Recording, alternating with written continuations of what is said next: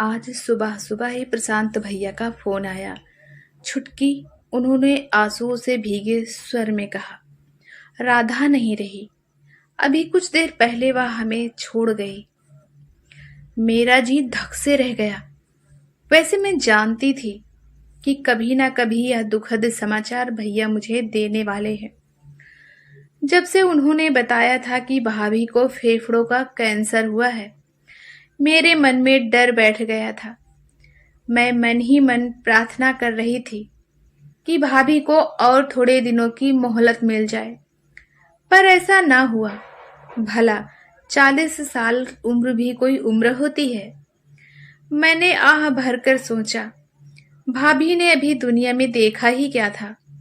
उनके नन्हे नन्हे बच्चों की बात सोचकर कलेजा मुंह को आने लगा। कंठ में रुलाई उमड़ने लगी। मैंने भारी मन से अपना सामान पैक किया। अलमारी के कपड़े निकालते समय मेरी नजर सफेद मलमल में लिपटी बनारसी साड़ी पर जा टिकी। उसे देखते ही मुझे बीते दिन याद आ गए। कितने चाव से भाभी ने यह साड़ी खरीदी थी। भैया को दफ्तर के काम से बनारस जाना था। चाहो तो तुम भी चलो, उन्होंने भाभी से कहा था।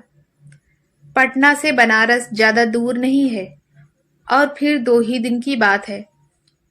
बच्चों को माँ देख लेंगी। भैया मैं भी चलूंगी, मैंने मचल कर कहा था।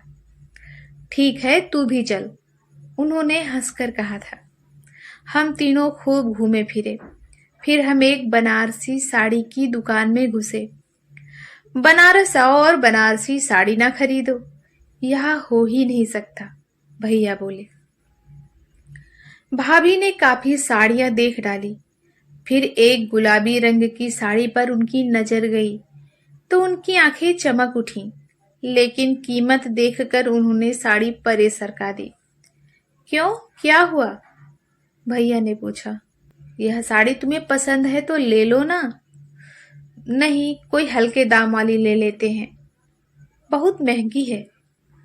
तुम्हें दाम के बारे में चिंता करने की जरूरत नहीं, कहकर उन्होंने फौरन वह साड़ी बंधवाई और हम दुकान से बाहर निकले।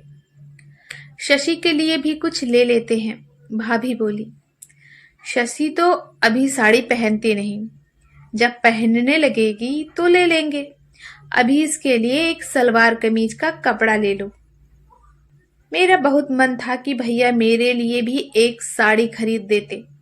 मेरी आंखों के सामने रंग बिरंगी साड़ियों का समा बंधा था। जैसे ही हम घर लौटे मैंने माँ से शिकायत जड़ दी। माँ को बताना बारूद के पलीते में आग लगाने जैसा था। माँ एकदम भड़क उठी। अरे, इस प्रशांत के लिए मैं क्या कहूँ, उन्होंने कड़क कर कहा। बीबी के लिए 8,000 रुपए खर्च कर दिए। अरे, साथ में तेरी बिन ब्याही बहन भी तो थी, उसके लिए भी एक साड़ी खरीद देता तो तेरा क्या बिगड़ जाता? इस बेचारी का पिता जिंदा होता तो यह तेरा मुंह क्यों जो होती? माँ इसके लिए भी खरीद देता, पर यह अभी 14 साल की ही तो है। इसकी साड़ी पहनने की उम्र थोड़ी ही है। तो क्या हुआ, अभी नहीं तो 1 आध साल बाद ही पहन लेती। बीबी के ऊपर पैसा फूकने को हरदम तैयार। हम लोगों के खर्च का बहुत हिसाब किताब करते हो। भैया चुप लगा गए। माँ बहुत देर तक बकती झकती रही। भाभी ने साड़ी माँ के सामने रखते हुए कहा, माँ जी, यह साड़ी शशि के लिए रख लीजिए, यह रंग उस पर बहुत खिलेगा। माँ ने साड़ी को पैरों से खिसकाते हुए कहा, रहने दे बहू, हम साड़ी के भूखे नहीं हैं। देना होता तो पहले ही खरीदवा देती। अब क्यों यह ढोंग कर रही हो? तुम्हारी साड़ी तुम्हें ही मुबारक हो। फिर वे रोने लगी। प्रशांत के बापू जीवित थे तो हमने बहुत ओढ़ा पहना। वे मुझे रानी की तरह रखते थे। अब तो तुम्हारे आसरे हैं, जैसे रखोगी वैसे रहेंगे। जो दोगी सो खाएंगे। साड़ी उपेक्षित सी बहुत देर तक जमीन पर पड़ी रही। फिर भाभी ने उसे उठाकर अलमारी में रख दिया। मुझे याद है, कुछ महीने बाद भैया के सहकर्मी की शादी थी और घर भर को निमंत्रित किया गया था। वह बनारसी साड़ी पहनो ना, भैया ने भाभी से आग्रह किया। खरीदने के बाद एक बार भी तुम्हें उसे पहने नहीं देखा। भाभी साड़ी पहनकर आई तो उन पर नजर नहीं टिकती थी। बहुत सुंदर दिख रही थी वे। भैया मंत्रमुग्ध से उन्हें एकटक देखते रहे। चलो सब जन गाड़ी में बैठो, उन्होंने कहा। माँ की नजर भैया पर पड़ी तो वे बोली, अरे तू यही कपड़े पहनकर शादी में जाएगा? क्यों, क्या हुआ, ठीक तो है?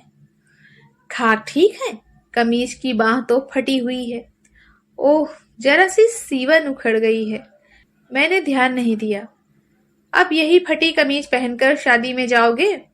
जोरू पहने बनारसी साड़ी और तुम पहनो फटे कपड़े। तुम्हें अपनी मान मर्यादा का तनिक भी ख्याल नहीं है? लोग देखेंगे तो हंसी नहीं उड़ाएंगे? मैं अभी कमीज बदल कर आता हूँ। लाइए, मैं 1 मिनट में कमीज सी देती हूँ, भाभी बोली। उतरिए जल्दी। थोड़ी देर में भाभी बाहर आई तो उन्होंने अपनी साड़ी बदलकर एक सादी फूलदार रेशमी साड़ी पहन ली थी। यह क्या? भैया ने आहत भाव से पूछा। तुम पर कितनी फब रही थी साड़ी, बदलने की क्या जरूरत थी?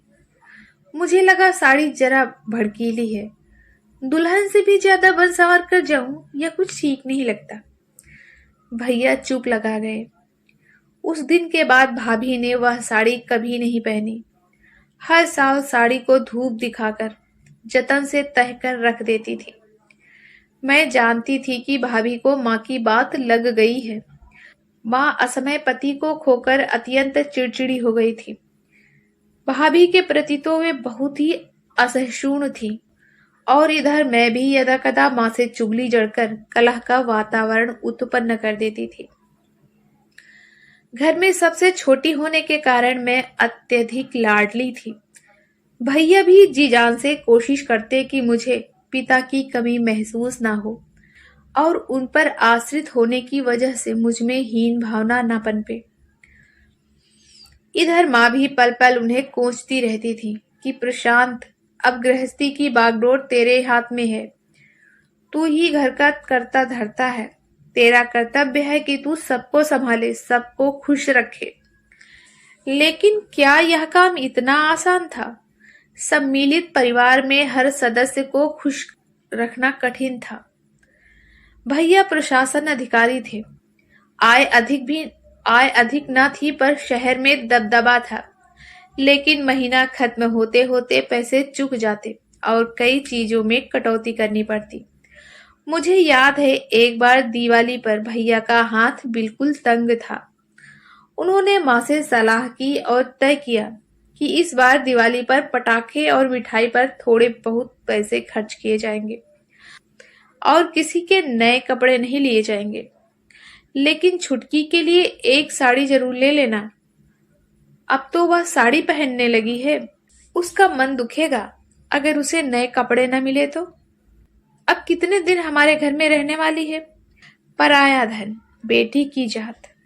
ठीक है, भैया ने सिर हिलाया। मैं नए कपड़े पहनकर घर में मटकती फिरी। बाकी सबने पुराने धुले हुए कपड़े पहने हुए थे, लेकिन भाभी के चेहरे पर जरा भी शिकन नहीं आई।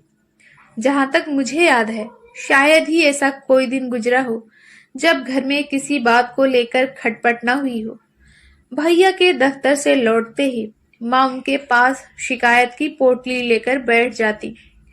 भैया भाभी कहीं घूमने जाते तो माँ का चेहरा फूल जाता। फिर जैसे ही वे घर लौटते वे कहती, प्रशांत बेटा, घर में बिन ब्याही बहन बैठी है, पहले उसको ठिकाने लगा, फिर तुम मियाँ बीबी जो चाहे करना, चाहे अभिसार करना, चाहे रास रचाना, मैं कुछ नहीं बोलूंगी। कभी भाभी को सजते संवरते देखती तो ताने देती, अरे बहू, सारा समय सिंगार में लगाओगी तो इन बाल गोपालों को कौन देखेगा। कभी भाभी को बंठन कर बाहर जाते देख मुंह बिचकाती और कहती, 3 बच्चों की माँ हो गई, पर अभी भी साज श्रृंगार का इतना शौक।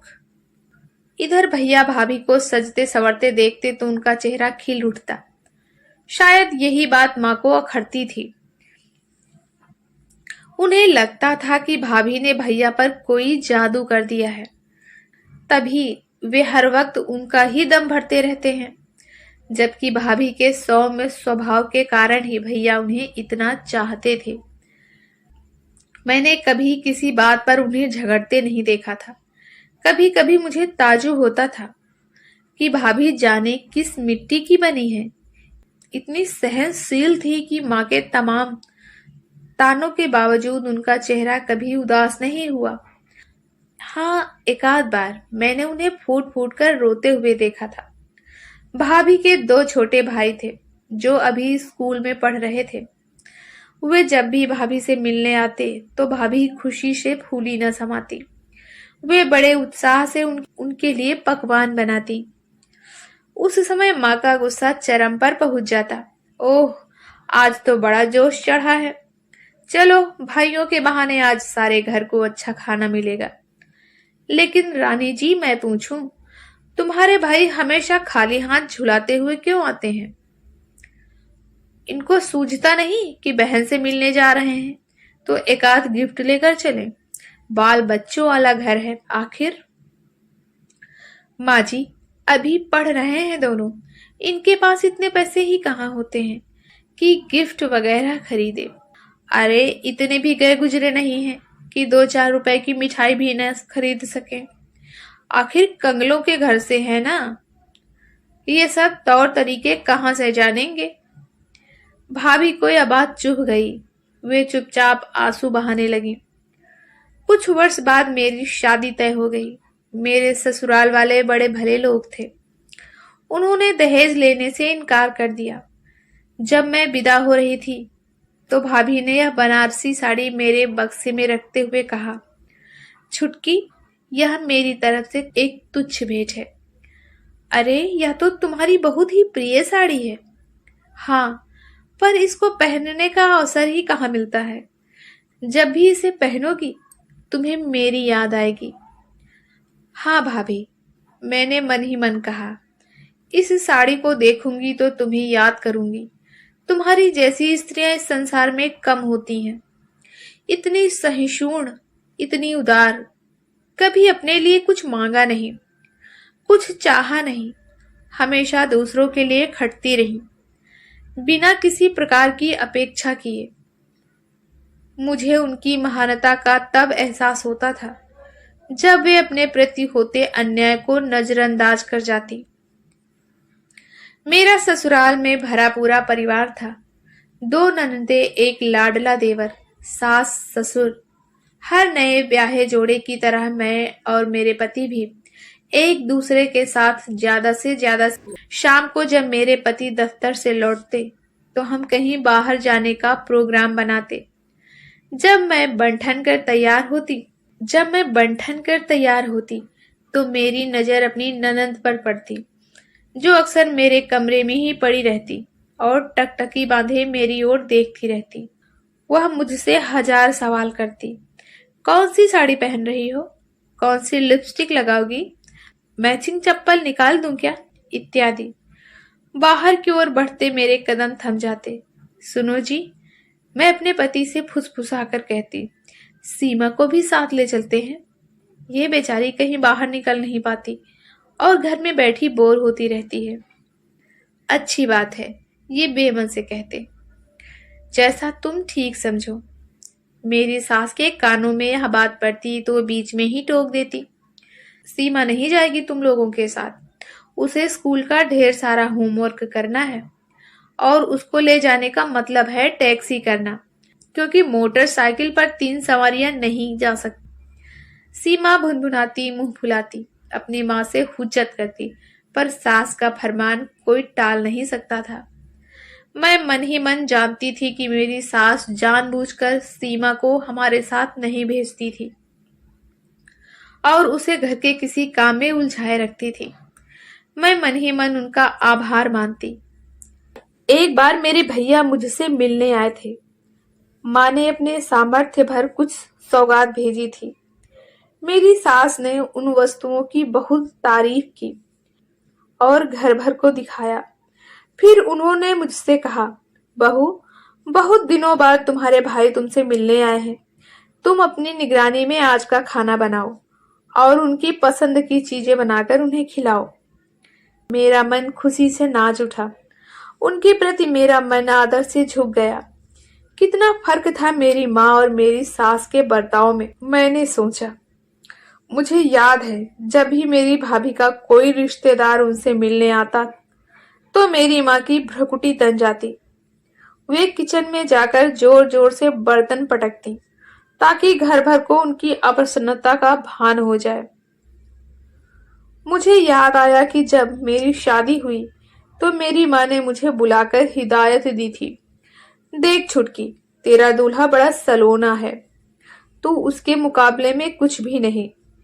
मैं तुझे चेताए देती हूँ कि तू हमेशा उनके सामने बन ठन कर रहना, तभी तू उनका मन जीत पाएगी। मुझसे कहे बिना नहीं रहा गया, लेकिन भाभी को तो तुम हमेशा बनने संवरने पर टोका करती थी। वह और बात है, तेरी भाभी कोई नई नवेली दुल्हन थोड़े ना है, बाल बच्चों वाली हैं। माँ मुझसे बोली। इसके विपरीत मेरी ससुराल में जब भी कोई त्योहार आता तो मेरी सास आग्रह करके मुझे नई साड़ी पहनाती और अपने गहनों से सजाती। वे सबसे कहती फिरती, मेरी बहू तो लाखों में एक है।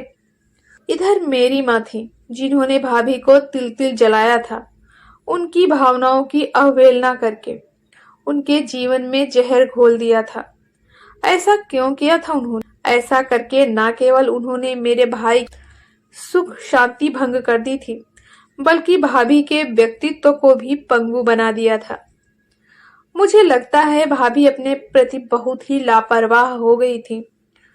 उनमें जीने की इच्छा ही मर गई थी।